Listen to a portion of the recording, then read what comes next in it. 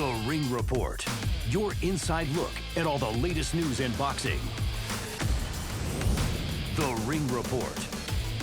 Welcome to the inaugural Ring Report, a show that will bring you exclusive interviews, news, information, behind the scenes, and some gossip and what's trending in the sweet science. I'm your host, Bethel Duran, joined by one of the best writers out there, one of the best editors, the man with the pen, Doug Fisher, the editor-in-chief of Ring Magazine. Dougie, how are you feeling? I'm feeling good. You getting ready for Cinco de Mayo weekend? I'm almost ready. There's some boxing before that. There's a lot of boxing after it, but you got to gear up for fight week in Las Vegas, especially when the headliner is Canelo Alvarez versus Danny Jacobs. Canelo Alvarez, Daniel Jacobs, Cinco de Mayo weekend, T-Mobile Arena. They're fighting at 160 pounds.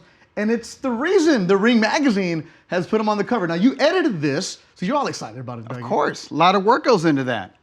80 pages. 80 pages. 12 former champs break down the title unification of that fight. And it's a fight that's very interesting. Not many people will say, Danny Jacobs, I'm getting excited for it. But those hardcore fans and even the casual fans say, hey, Canelo's up for something good. Yeah, listen, if you know about boxing, you know that styles make fights. And in my opinion, and the opinion of those 12 former middleweight champions that we spoke to, this is a very hard fight for Canelo Alvarez. In terms of style, it's more difficult than his two fights with Gennady Golovkin.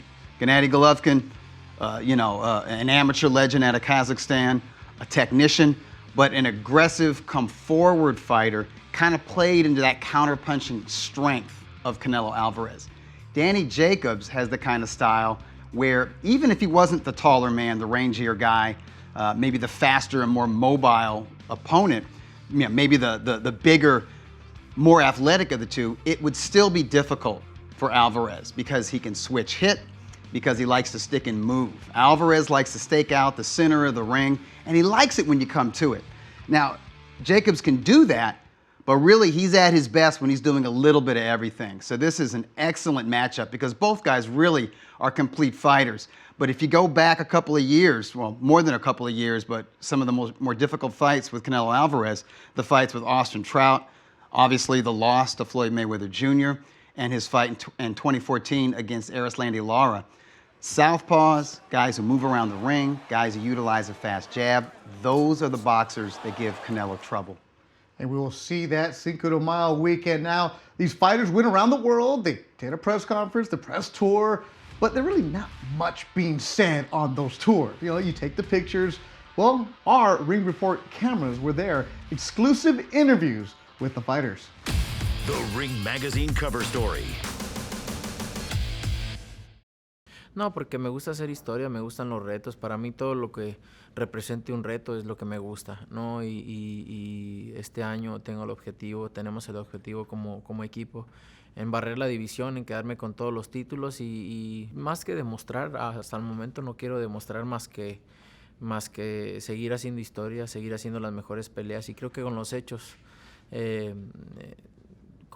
sobran las palabras, ¿no? Entonces, más que demostrarle a la gente yo creo que la gente que me apoya sabe lo que he hecho, sabe lo que estoy haciendo y eso, seguir con estas peleas, con este tipo de peleas de primer nivel y seguir haciendo historia en mi carrera porque sé que existen más cosas por ahí que hay que descubrir. Bueno, como analista, Jake pues, es un peleador con experiencia, es un peleador grande, fuerte y es un peleador con muchas habilidades, ¿no? Un peleador que sabe cambiarse de guardia zurda, derecha, que sabe manejar muy bien el cuadrilátero. Canelo es un peleador fuerte, es un peleador inteligente, con mucha experiencia y que se sabe adaptar a las circunstancias. Entonces es una de las peleas que van a quedar marcadas en la historia, ¿no? Por los estilos. Los dos mejores pesos medios en la actualidad creo que va a quedar marcada en la historia. Va a ser una gran pelea. 100%, it would definitely define. It is the ending piece to the puzzle. You know, for me, I've always felt like my life was shaping in the form of a movie. And to me, this is the conclusion.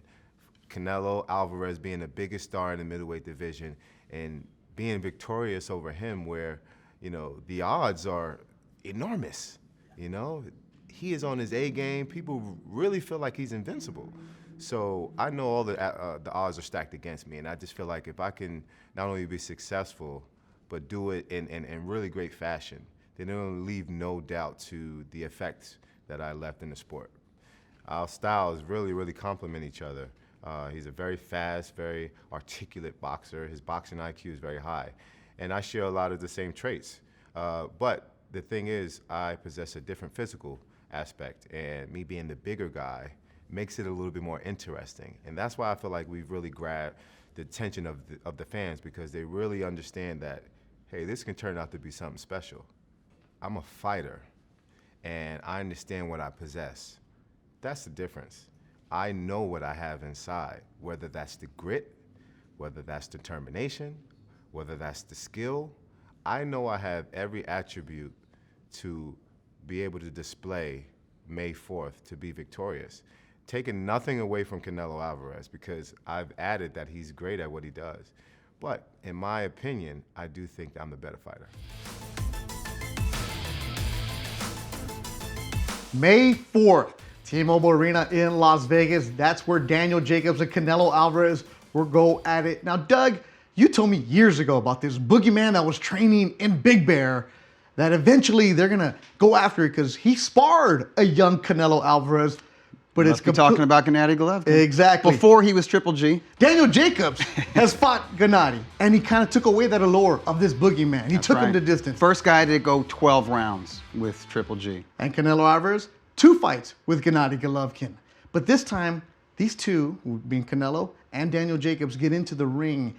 Is Jacobs the hardest puncher that Gennady went up against, or is Canelo the hardest one? In those 3, who's the hardest puncher?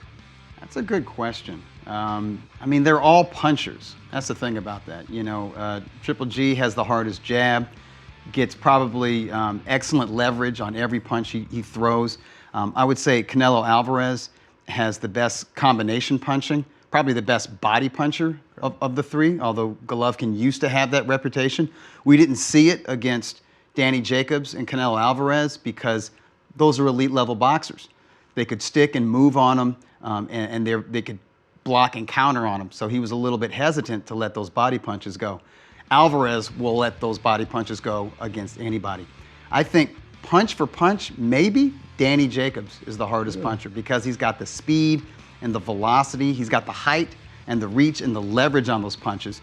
When he decides to sit down on his punches and go out there and be a kamikaze, he can get first-round knockouts. We saw that against Peter Kid Chocolate Quillen in his 2 previous fights. You know, basically his 3 fights after the Triple G fight, where he looked awesome because he knew he was in with a fellow elite fighter. He raised your game a different level. He was in with the boogeyman, so he raised his game, and really that was the best we saw of Jacobs, even though he didn't get the decision. And a lot of folks thought he did enough to, you know, maybe pull out a draw or even win that fight by a point or 2. I think we're going to see that level of Danny Jacobs 50-50 against fight? Canelo Alvarez. I consider it a 50 fight. Listen, the 12 middleweight champions that we polled, including Kelly Pavlik, probably the last great American champion. He was our guest editor. Bernard Hopkins, Sugar Ray Leonard, James Toney. Remember Lights Out, James Toney? Oh, yeah. We're talking about really talented, intelligent masters of boxing. Maravilla. Sergio Martinez. You will be surprised at how many folks not only see this as a nip and tuck battle, but are picking Daniel Jacobs to win. I'll give you a few teasers, okay? James Toney is picking Danny Jacobs. Oh. Maravilla, Sergio Martinez is picking Danny Jacobs. A lot of, and it's not just the boxers, you know. You got trainers, you got Joel Diaz in Absolutely. So they know this, like the real boxing insiders, the men who have been in that ring on the championship level in this glamour division, they know this is a real fight. And a lot of them are going with Danny Jacobs. And Tom Gray, the UK correspondent for Ring TV, got it all the He word did that done. for us. Canelo Jacobs, Cinco de Mayo weekend in Las Vegas. Coming up more, The Ring Report. Golden Boy presents Countdown to Canelo versus Jacobs. Brought to you by DAZN. May 7th, 2016, Canelo versus Khan.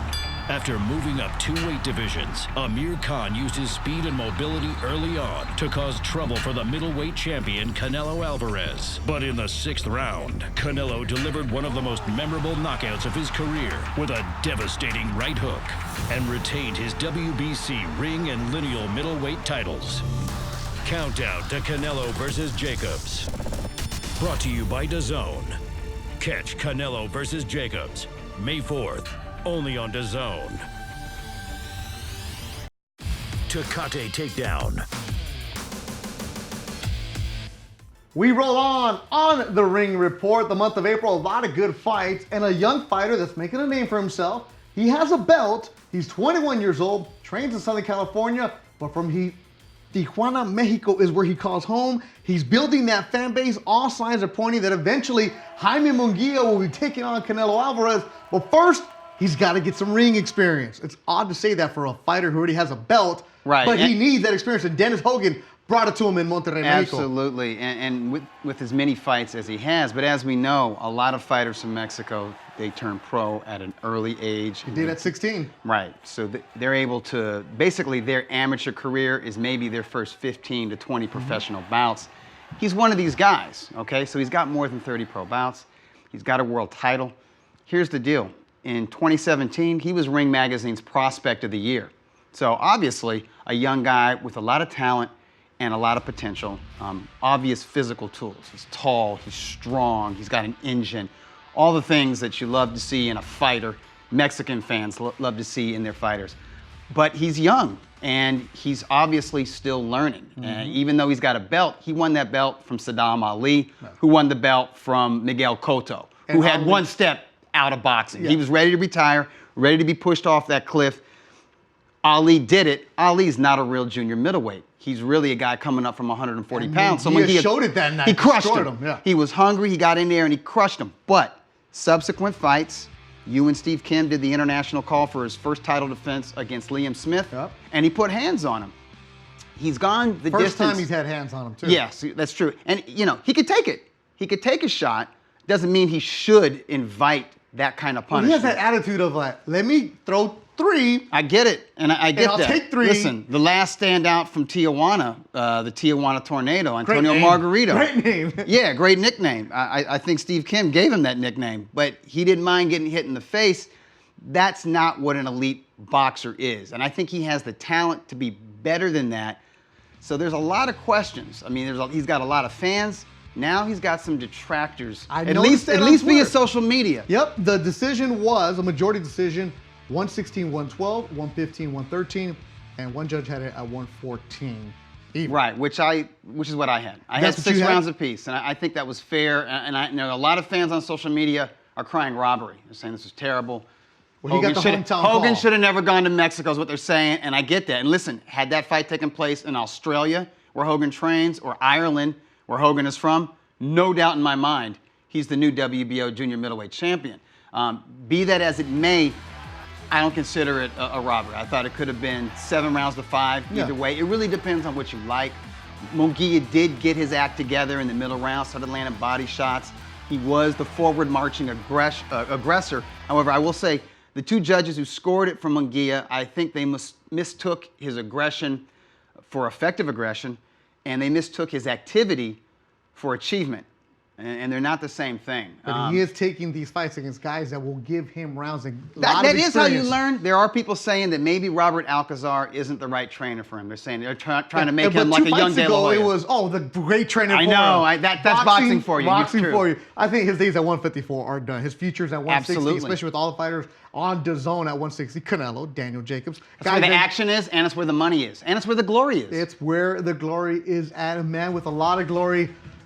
Vasily Lomachenko, Ukrainian, just goes to the Staples Center and did what we expected him to do. Anthony Crawl from the UK. Great story behind him, right? But just overmatched. We knew this was happening. An inspirational veteran from England, a former WBA lightweight title holder, guy who was really tough against Jorge Linares a few years ago. The first fight, it was a close fight. That was in Manchester, England. The rematch, you saw the difference. Yeah. You learned in those 12 rounds of the rematch with Linares, Crawler is not an elite boxer.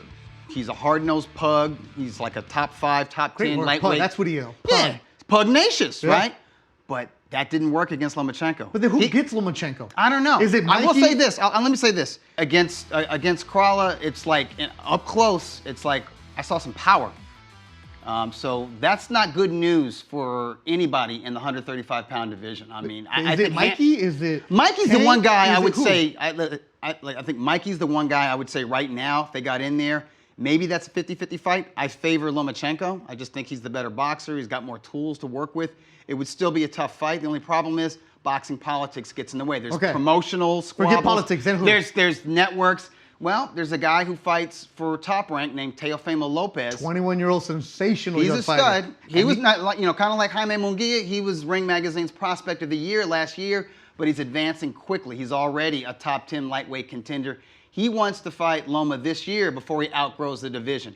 That's an interesting fight because of his size and his athleticism. He's got that speed and that power, the counter-punching ability. And what I like is that there's no doubt in his mind that he can beat Lomachenko. So you want to see a veteran like Lomachenko. Only has 14 fights, but he's an experienced pro because he was a legendary amateur. And it You want kind to of see him reminds in me there of with young guns. It reminds me of Canelo at 23 taking on Mayweather. Exactly. And it could turn out to be that way.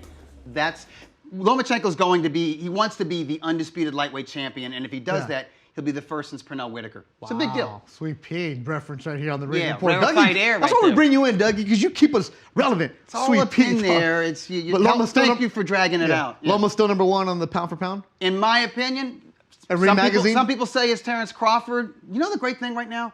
There's a lot of really special fighters. There's Alexander Usyk. There's Canelo Alvarez. There's the guy from Japan, the monster, Naoya Inoue. Gennady Golovkin's still in there punching. I don't care who you say is pound for pound. I'm just glad there's that many elite boxers out there active today. And in April, we also saw an elite boxer like her out of the ring, in the ring, doesn't matter, but Shields, Hammer, that fight, it was all Shields. Listen, she says she's the greatest woman of all time. I don't know if she's the best female boxer of all time, but she's on her way. Yeah. In 9 fights, she's a 2-division champion, and she's undisputed at middleweight. And because she was fighting for all of the major sanctioning organization belts, and the woman that she beat, Christina Hammer, was undefeated in 24 professional contests and was considered, if not the #1 middleweight, the #2 middleweight behind Shields. It was hyped up pretty well. We put a Ring Magazine championship belt on the line for that. So Claressa Shields is the inaugural Ring Magazine women's middleweight champion. Congratulations to her. Here's the biggest challenge for her is finding suitable challenges. Who's going to get in there? It's not that deep in women's boxing, at least not in the middleweight division. So now she's going to have to either go up in weight or try to boil herself down at junior middleweight. Maybe hope to get Cecilia Brækhus, the pound for pound champ, to step up in weight. We'll see what happens. That but was just obviously, a one-sided fight. It was all Shields. It was supposed to be 50-50. Yeah. Shields made it easy, and she kind of reminds me of Canelo Alvarez in that she gets better with every fight. There were some good fights in the month of April, and whenever you're watching boxing, there's some big-time knockouts. Let's look at some of the best knockouts. Always concealed. He doesn't have any problem at the moment with Machado's punching power. Cancio in control, trying to go for the win. That will do it. And Andrew Cancio is your new world champion. Back in 2012, class went 12 rounds with the former unified super lightweight champion Julius Ndongo, but he is down here in round 2. He's got a knockout percentage ratio of nearly 90%, 24 KOs and 27 wins. Nice uppercut, and down goes Class again. That is it. Hello, Rocky Hernandez. Very effective. Might not seem like big punches, but they are. Nice body shot, left hand to the liver, and Guerrero's backing up again, and that will do it. Joet Gonzalez has stopped the former champ for the first time. Knockout number 13. Well, maybe Tito's just trying to get Lopez to open up a little bit, and he did, and he paid for it. Here goes Acosta, one of the best finishers in all of boxing.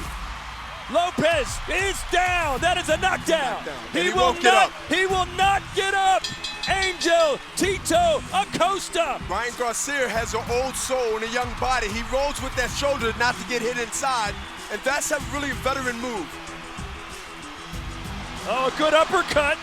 Lopez rattled a little bit. He may be ready to go. Garcia letting his hands fly. Another right hand. Uppercut misses. Lopez needs to put his hands up. and he's down. That's a great combination by Garcia, letting his hands go and not stopping. They do. Ryan Garcia, the hype train rolls on.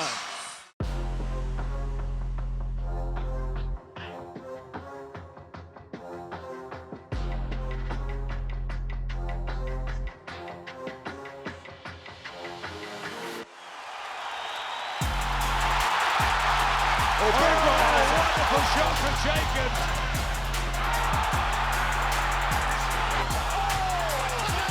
Drops a beer bomb. A big shot landed by the Mexican fighter.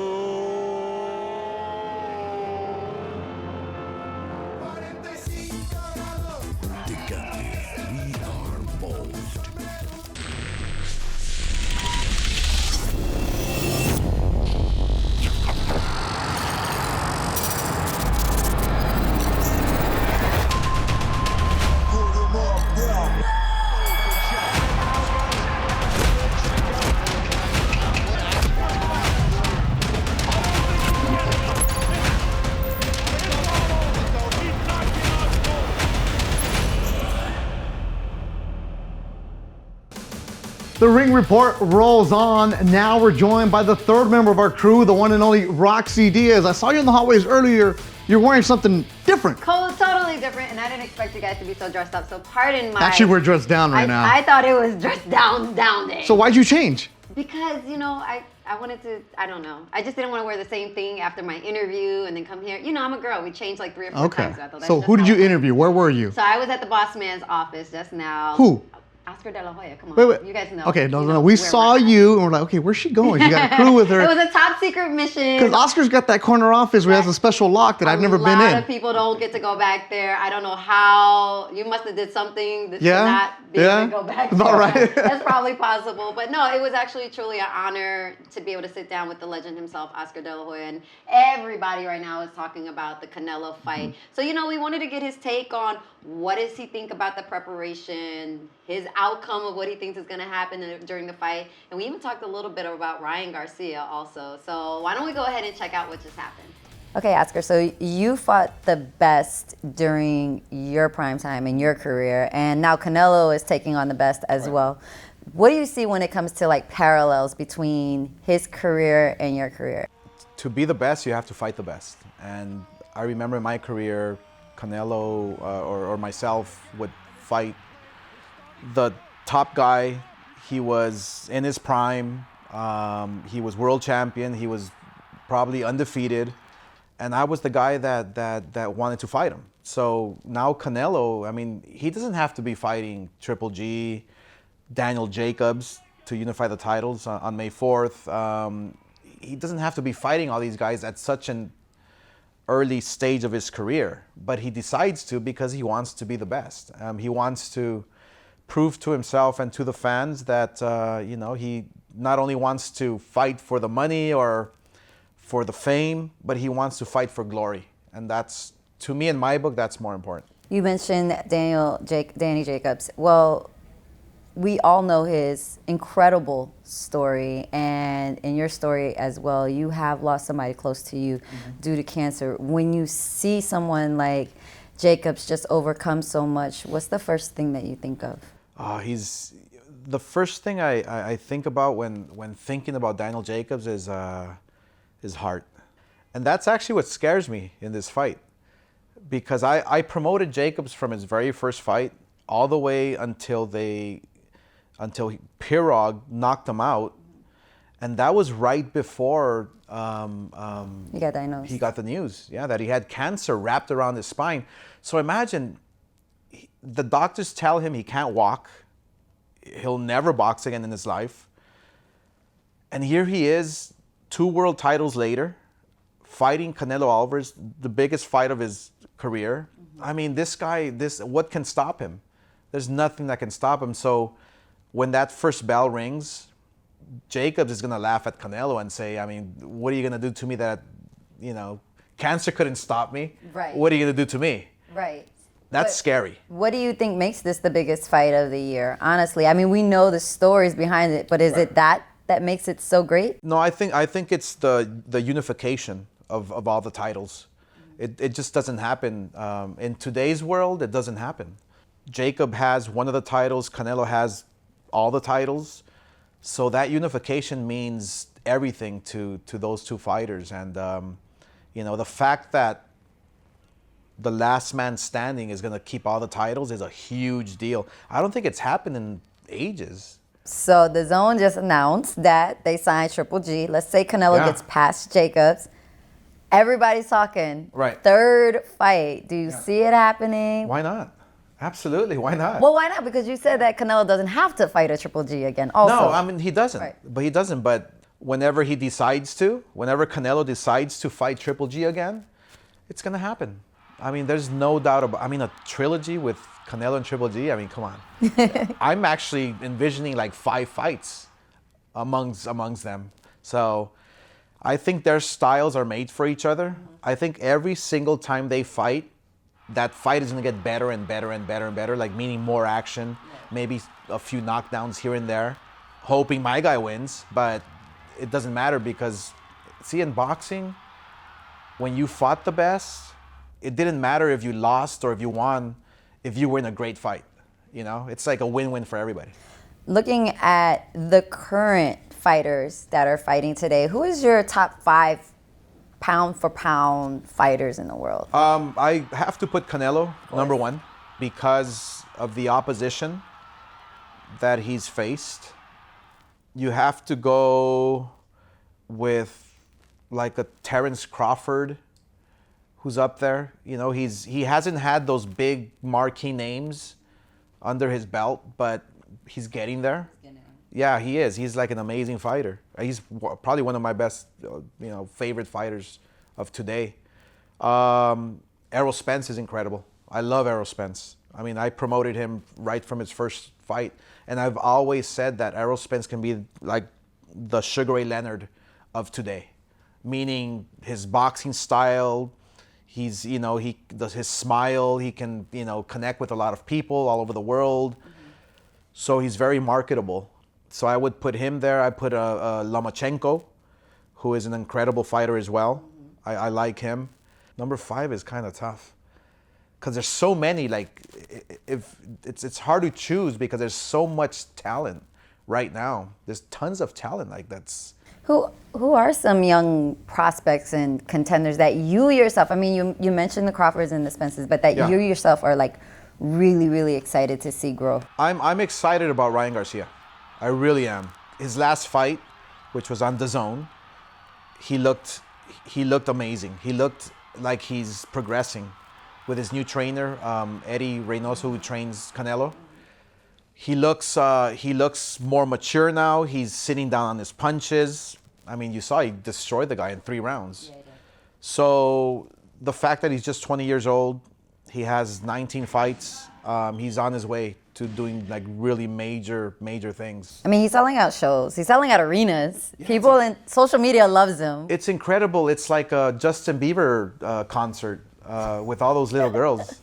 When you have world champions calling out Ryan Garcia, who's just a prospect, I mean, you're doing the right thing. So I feel proud as a promoter.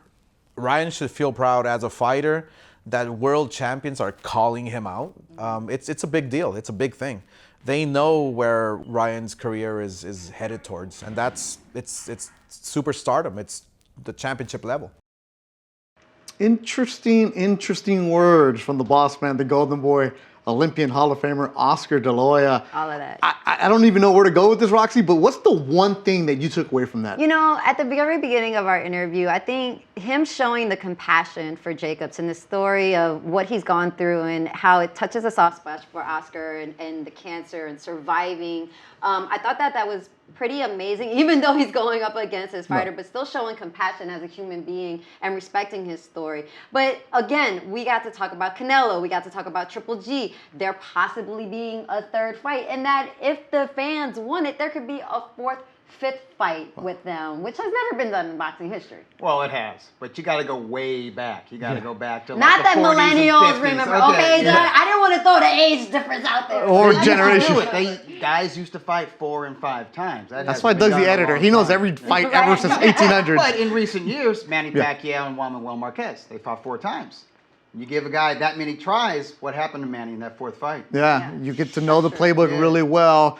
It's time to lighten things up a little bit. Now, we've been talking about the hardcore Cinco de Mayo weekend, all the X's and O's, how they're going to do this and that. But you know what? Look, Doug, you're the editor-in-chief of the magazine. You write a big mailbag. You have all the news. You have a big calendar of what fight's going to happen and what undercard's going on. I hear from a lot of crazy fans exactly. around the globe. I try to stay active on social media, and I'm not good with the jiffies or the gifs, whatever you want to say it. Or the gifs, or whatever it is you want to say. That's why you're here, Roxy. Gifs, gifs, all 3 of them. potato. All 3 of them, exactly. Now, all I know is that these boxers love to, woof, and they love to call everybody out, knowing that the promoters aren't going to let things happen. But you have Gervonta, Tevin, Ryan, JoJo, and there's like T, and there's memes, and what is going on, and who, what? Tell me. It's first Gervonta Davis threw shots. I know, this hold is on, kind of like I gotta read the list. Gervonta Let me be the old guy right now. Gervonta threw shots to our very own Ryan Garcia, and then they've been going at it for years. Yeah, and then he threw shots to Tevin Farmer, and then our JoJo Diaz, and we love JoJo, so we had to ask him what's going on, and JoJo is on the line with us right now. First and foremost, JoJo, I know you're there getting ready. May 4th is going to be a huge day. It's a huge undercard match for you. How does it feel just even being a part of that, and what's training been like? Oh, it's a dream come true, and it's very exciting for me to be fighting on such a big card, especially on Cinco de Mayo weekend. So I'm excited to go out there and show out. Been training myself. I've been very focused and determined now in Indio, and I'm ready to go out there and showcase to everybody all my skills and what I'm all about. So you're of another camp with Joel Diaz? Yeah, it's another camp with Joel Diaz. Well, it's technically not with Joel Diaz. But you go out there and train a couple days a week, right? Yeah, well, and he beats you up. That's what Instagram says. He's beating you up. What was that? Yeah, exactly. You didn't hear me, huh? His Instagram shows him having you run up and down these dunes. That he gets in the gym and he's like, I can't wait for Judge. I want to beat him up. Yeah, but he can't hang, dude. Oh, God. So when it comes to Twitter, JoJo, who can hang? I mean, what's going on between you and Farmer, man? The back and forth is crazy. Yeah, me and Tim Farmer been going at it back and forth. He was, saying to send a contract and all that stuff. So we actually called Robert Diaz, and we actually sent Tevin Farmer 2 contracts. I believe he shut one down, and then we sent him a little more money, and he ended up shutting that one down as well. But I kind of understand where he's coming from because he just got out of a fight and all that stuff, so he's probably taking a break. But, I mean, at the end of the day, man, I really want to fight him, and I want to beat him because he is talking a lot of smack on Twitter, saying all this stuff, and then he actually posted a video on Instagram and all that. So, I mean, I feel like there is a grudge there, but also there's grudges going on with everybody. Even with Gervonta Davis on one of the videos before his fight, he was all saying that he could have took my spot in the Olympics and all that stuff, but he wasn't even fighting at that time, and he wasn't even at my weight. He was a fat boy. He was fighting like at 135 or something like that, and I was fighting at 123, and he was bringing up my name and all that stuff. So, I mean, all these guys, they're just talking a lot of smack, but at the end of the day, it's just all about marketing. I understand that, and I'm willing to, go in the ring and fight all these guys. And I mean, I ain't scared of anybody, and I'm willing to go out there and showcase to everybody that, I mean, I'm at the elite level, and I can beat these guys. JoJo, obviously you were ready to fight for a world title on May 4. Does your experience, having shared the ring with Jesus Rojas, who was a WBA featherweight title holder at the time, and you beat him, you didn't get to take that WBA belt home because you were a pound overweight, having a win over Rene Alvarado, who's now like a #1 contender in the WBA, having a win over Andrew Cancio. You stopped Andrew Cancio. Cancio's now WBA 130-pound champ. Does that tell you that you're ready right now to fight for a world title at junior lightweight?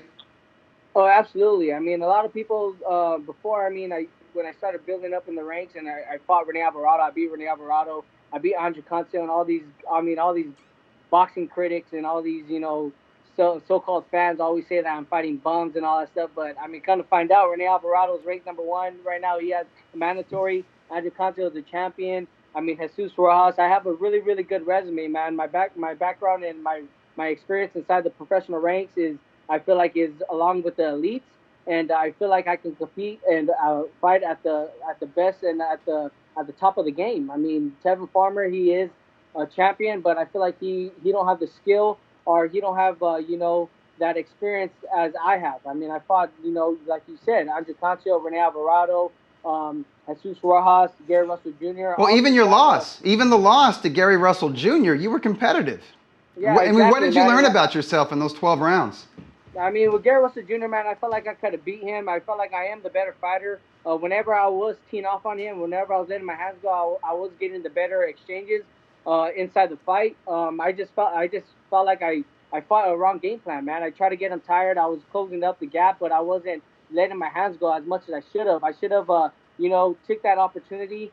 I mean, it was for a roast title shot. I should have took more risk, and I should have, let my hands go a lot more. But I wouldn't say I was gun shy, because my game plan was just to tire him out. But he had good conditioning, and I started picking it up in the later rounds. I should have just, picked it up in the third, fourth, fifth round and just beat him up in the get-go. But I mean, it's all an experience for me. I feel like everything happens for a reason, and it's just making me a better fighter from here on out. Well, May 4th, you better pick it up, because you're on the undercard, and Canelo doesn't want to wait. Jacobs doesn't want to wait. Go out there and show up. Your hashtag is the come up. Well, then come up already.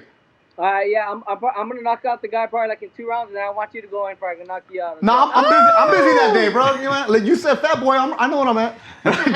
Diaz, appreciate you as always, man. Good luck to you. May 4th in Las Vegas. You can watch JoJo on DAZN. Canelo Jacobs undercard. It'll be a stacked card coming your way Cinco de Mayo weekend. Roxy, you going? I'm definitely gonna be in the house. I mean, you gotta be there. So it's the fight of the year, really. When you sit down with Oscar De La Hoya, Again, let him know my name is Beto Duran. Okay. I don't need any tickets. I just want parking.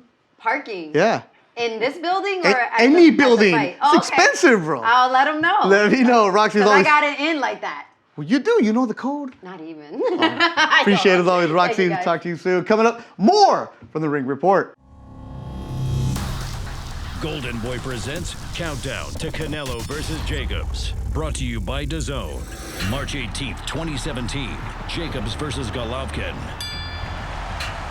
After getting knocked down in the 4th round, Daniel Jacobs showed his fearless heart as he held his ground against the undefeated Gennady Golovkin, challenging the middleweight champion to the first 12-round battle of his professional career and ending his 23-fight knockout streak. Countdown to Canelo versus Jacobs. Brought to you by DAZN. Catch Canelo versus Jacobs May 4th, only on DAZN. Continue here on the Ring Report, and I've said for many years that Doug Fisher is the best boxing scribe out there. Not because he's sitting next to me. I said this before I even knew you, Doug, and before you paid me to say that. But one of the features that I love about the magazine and your own column back in the day is where you interact with the fans. You call it Dougie's Mailbag. You would do it Friday and Mondays, and I'd always text you like, heck of a mailbag, good one. But this month, here's some of the ones that I really liked, because the way you responded to the people, and I'm asking you the question, I'm gonna go back for it. Okay. This is about Deontay Wilder and Dominic Breazeale. This is exclusive. This didn't actually make the cut for the Monday mailbag because the guy sent it to me too late. So this is exclusive for the Ring Report. And they don't like each other. They had an altercation in Alabama after one of Deontay's fights where they were at the hotel. Oh, it got ugly. It got real ugly. It was like Dominic Breazeale and his family, and then I think he got into it with Wilder's brother. At the fight, right. Which spilled into the hotel. Right, so it was like Team Wilder and the Breazeale family and his trainers and all that, but it was a melee. Here's the question that you get from David P. Heavyweight star Deontay Wilder said that he has no remorse if there's death in the ring. Now, we all will say it, right? There's hyperbole, but this feels ugly. Here's the thing. In boxing, that can actually happen. It happens. It's the worst thing that can happen in a prize fight. So there's an added ugliness to it when two professional boxers go at it like that and one of them says something like that, particularly when they can punch like Wilder. Wilder arguably, I mean, he is the biggest puncher in boxing because he's a heavyweight and he's the hardest puncher in heavyweight. I think like Mike Tyson, he's not just a puncher with explosive speed and athleticism. He's an emotional guy. He's super passionate. Like he can't. It's not something that's premeditated. I think if he's in a certain mood, and he's asked a certain question, sometimes it's going to go to dark places. Yeah, he's not I just hope he realizes that, okay, if he starts to question, hey, how come I'm not getting sponsors? How come I'm not in commercials? How come everyone doesn't like me? How come I'm not a crossover success? He's not going to be selling grills like George Foreman. Thank you. Thank you very much. And guess what? At one time, George Foreman was this brooding dude, said nasty things. Yeah. He was cold-blooded. He softened with age. Maybe the same thing happens with Wilder in time. That heavyweight fight, May 19th in New York, and you'll check that one out. Now, here, this one from Neo in the Philippines. You have a huge following in the Philippines. Not just because of Pacquiao, but because you're man of the world. This is, if Lomachenko defeats Garcia, Comey, Teofimo, and Tank Davis, will you put him at the list of all-time greats? Wow. Listen, can Lomachenko go down when he's done with boxing, go down as an all-time great? Yeah, he has. I mean, he's an all-time great amateur boxer. Oh, yeah. In 14 fights, has he done enough to be considered an all-time great now? Absolutely not. Not yet. If he beats those guys, okay, Mikey Garcia is a name. Mikey Garcia is a 4-division world title holder, okay? Mikey Garcia is an elite boxer right now. Teofimo Lopez, he was a prospect last year. Who was the other guy? Richard Coleman? Yep. He just won a world title. All these guys are still making their names. They're still forging their legacies. So it's kind of hard to put them in, kind of find their place among the greatest fighters of all time. Doug gets fired up whenever you start doing the rankings. I'm sorry, yeah. I'm going to start throwing combinations in a minute. Yeah. Over there. Now let's go Professor Doug Fisher here, right? Let's go. Now, one of the cool features that we have here on the Ring Report is the ability to go back and look at some of the all-time best, especially in the month of April, right? We're in April. It's time now to focus on a segment we call Game Changers. Game Changers. Evander Holyfield had a great April, Doug Fisher. What did he do? Listen, in April 9, 1988, that's when I graduated from high school, that's how old I am, he unified the cruiserweight division.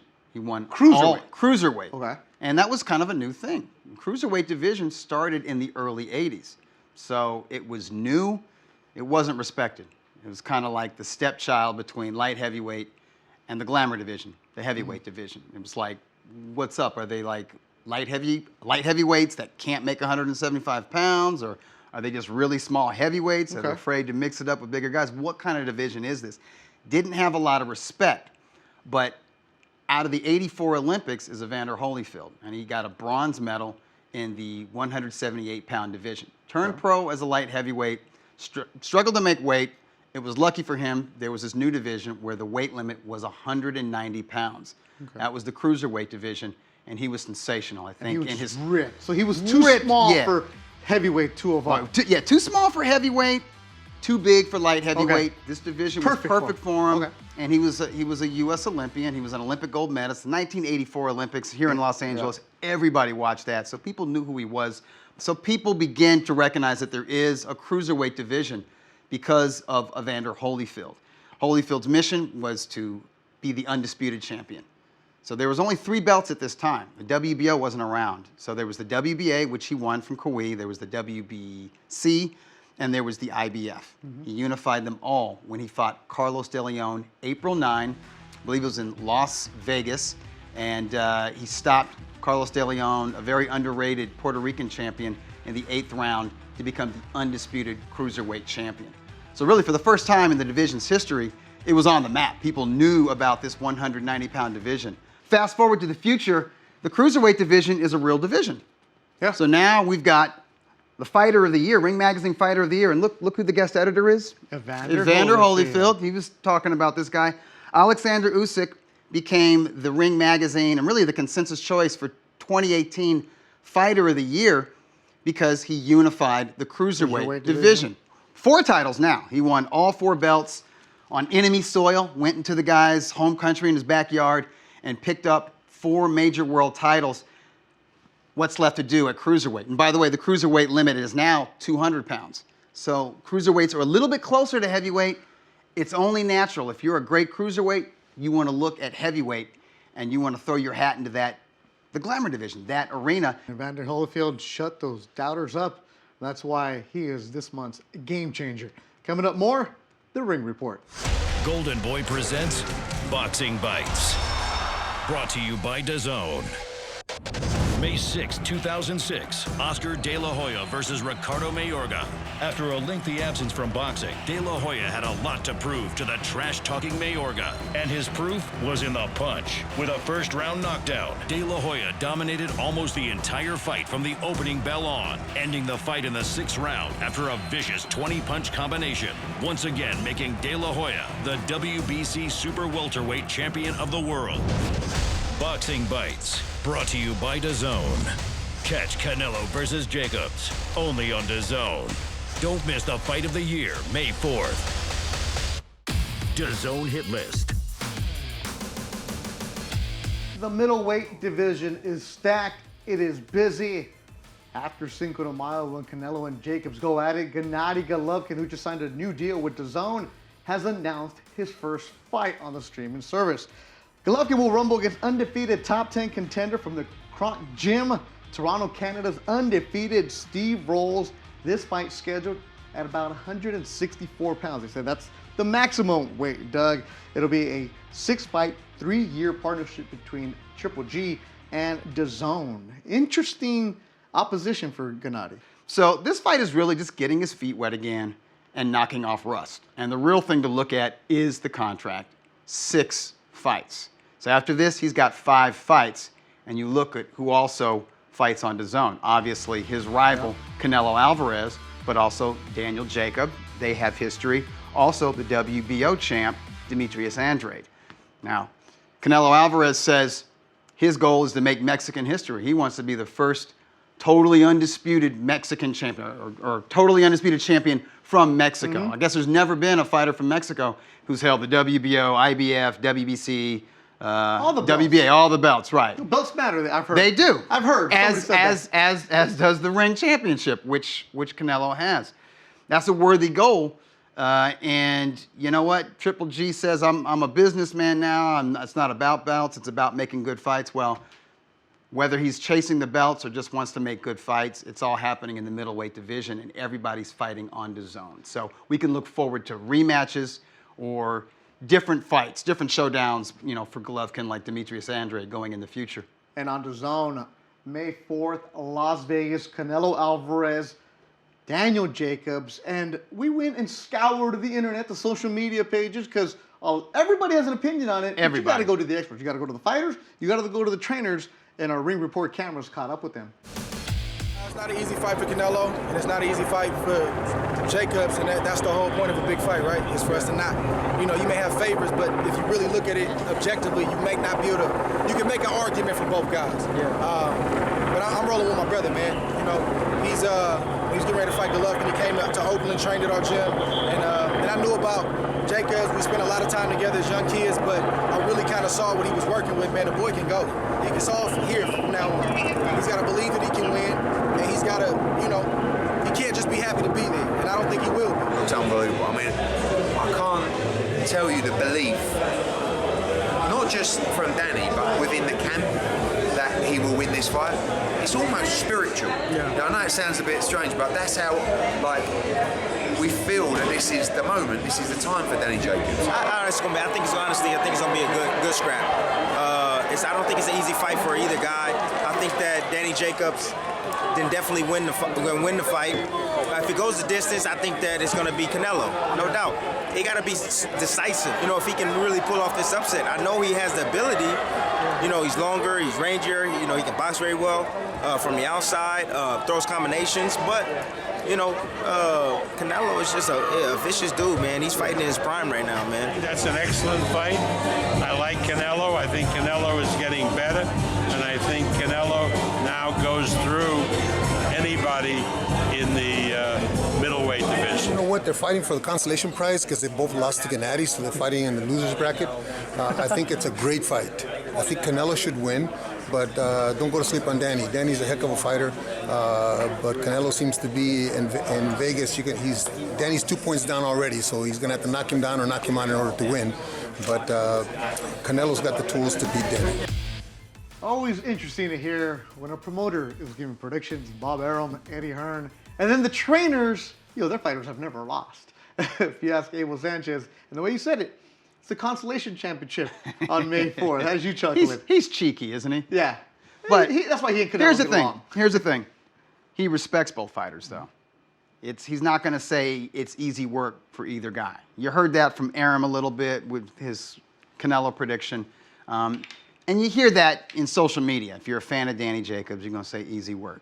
If you're a fan of Canelo Alvarez, you're going to say easy work. No such thing as easy work at this level of boxing.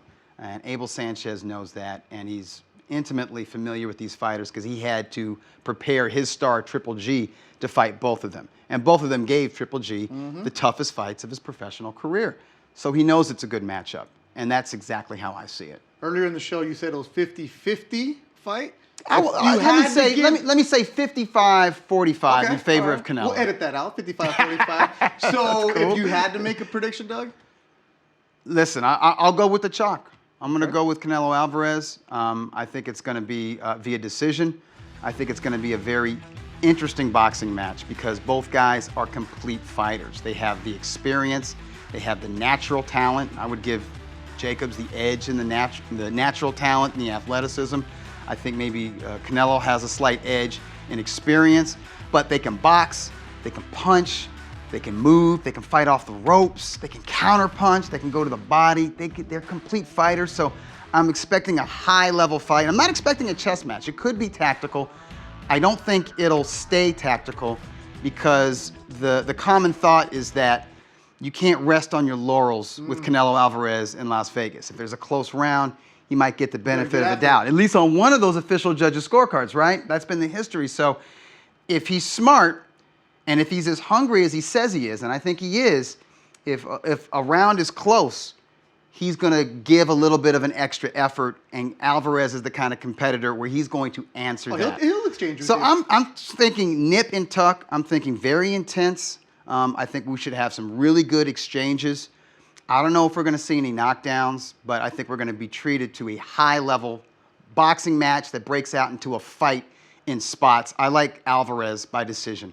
You said it's going to break out into a fight. That's exactly what I expect, having called both Canelo and Jacobs fights in the past. I know that I always somehow get one of those big punches that I can put on a highlight reel. Maybe an O at him every now and then, but that's exactly what I expect. Cinco de Mayo weekend in Las Vegas. Doug Fisher, thanks as always. Roxy Diaz also contributed to the show. I'm Beth Duran. The next show for the Ring Report will be in May. And the next fight, May 2nd in Las Vegas, live from the Joint.